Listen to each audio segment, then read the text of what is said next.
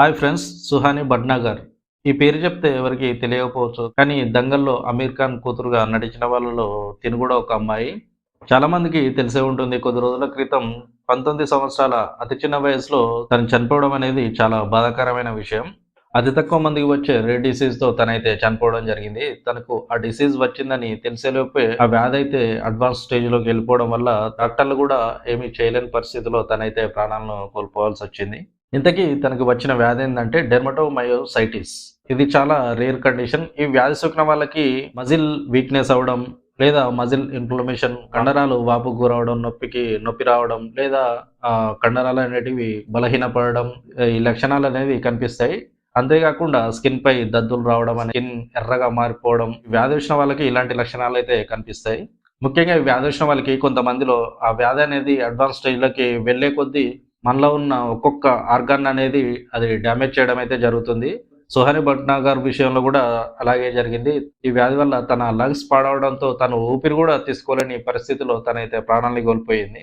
తనకు గూడా స్కిన్‌పై దద్దుర్లనేవి వచ్చాయి. ఇంట్లో వాళ్ళు గూడా వాటిని ఐడెంటిఫై చేయడం జరిగింది. వాళ్ళేదో చిన్న స్కిన్ డిసీజ్ అనుకున్నారు గానీ, వాళ్ళు ఇంత పెద్ద డిసీజ్ అని అయితే ఎక్స్‌పెక్ట్ చేయలేదు. సో, దానివల్ల టెస్ట్‌లనేది చేయించుకోలేదు. ఒకవేళ వాళ్ళు ముందే అప్రమత్తమై ఉండి టెస్ట్‌లనేది చేయించుకొని, ఆ డిసీజ్‌ననేది ముందే కనుక్కొనుంటే పరిస్థితి అయితే మరోలా ఉండేది. ఈ వ్యాధి ఎక్కువగా చిన్న పిల్లల్లో, అలాగే 40 ఇయర్స్ ఎవరైతే దాటుతారో, అంతేగాకుండా 60కి దగ్గరగా ఎర్లీ 60స్ ఎవరైతే ఉన్నారో వాళ్ళకు ఎక్కువ శాతం వచ్చే అవకాశాలైతే ఉంటాయి. అసలు ఈ వ్యాధి ఎందుకొస్తుంది? ఈ వ్యాధి రావడానికి పర్టిక్యులర్‌గా ఇది రీజన్ అనేది లేదు. కొందరికి హెరిడిటరీ ద్వారా రావచ్చు. అంటే వంశపారంపర్యంగా గాని, కొందరికి ఎవరికైతే ఆల్రెడీ క్యాన్సర్ ఉందో వాళ్ళకు ఎక్కువ శాతం వచ్చే ఛాన్స్ ఉంటుంది. అలాగే మన లోపల ఏదైనా ఇన్ఫెక్షన్స్ ఉంటే వాటి వల్ల గూడా ఈ డిసీజ్ వచ్చే ఛాన్సెస్ అయితే ఉన్నది. అంతేగాకుండా మన బాడీ ఇమ్యూన్ సిస్టమ్‌లో ఏదైనా ప్రాబ్లమ్ ఉంటే వాటి వల్ల గూడా ఈ డిసీజ్ అనేది రావచ్చు. అసలు ఈ వ్యాధిని నయం జేయొచ్చా లేదంటే 100% దీన్ని నయం చేసే అవకాశం అయితే లేదు. ఒకసారి మనకు ఈ డిసీజ్ వచ్చిందంటే అది లైఫ్ లాంగ్ అయితే మనతోటే ఉంటుంది. మనం టెస్టులు జేయించి ఈ డిసీజ్‌ని కనుక్కోవడం ద్వారా ఆ ట్రీట్మెంట్ తీసుకొని మన లైఫ్ ఎక్స్‌పెక్టేషన్ అయితే పెంచుకోవచ్చు. సో, ఈ డిసీజ్‌ని ఎర్లీగా గుర్తించి ట్రీట్మెంట్ ఇవ్వడం ద్వారా మన స్కిన్ అండ్ మజిల్ స్ట్రెంగ్త్‌నైతే ఇంప్రూవ్ అనేది ఖచ్చితంగా చేసుకోవచ్చు.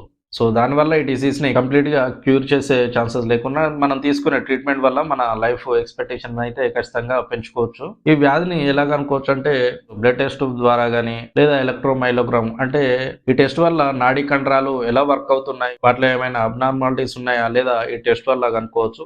అదేవిధంగా బయాప్సీ ద్వారా గాని, అంటే మన బాడీ నుంచి ఒక చిన్న టిష్యూ ముక్కను తీసుకొని దాన్ని టెస్ట్ చేయడం ద్వారా మనకు ఈ డిసీజ్ ఉందా లేదా అనైతే కనుక్కోవచ్చు. సో, ఈ టెస్టులు చేయించుకొని మనకి వ్యాధి ఉందా అనేది తెలుసుకొని ఎర్లీగా తెలుసుకునే ఛాన్సెస్ అయితే ఉంటుంది. దానివల్ల మనం ట్రీట్మెంట్ అనేది తీసుకొని సర్వైవ్ అయితే అవ్వచ్చు ఈ డిసీజ్ ఉన్నా గూడా.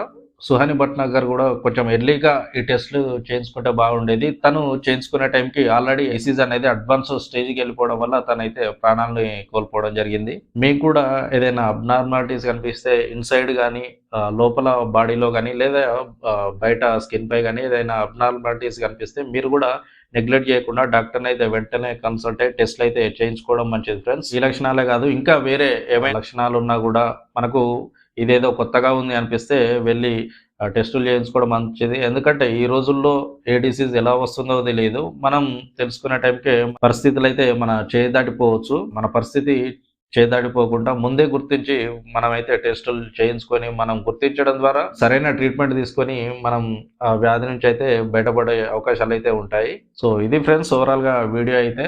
మరొక ఇన్ఫర్మేటివ్ వీడియోతో మీ ముందుకైతే రావడం జరుగుతుంది. అంతవరకు be careful, take care. Bye by.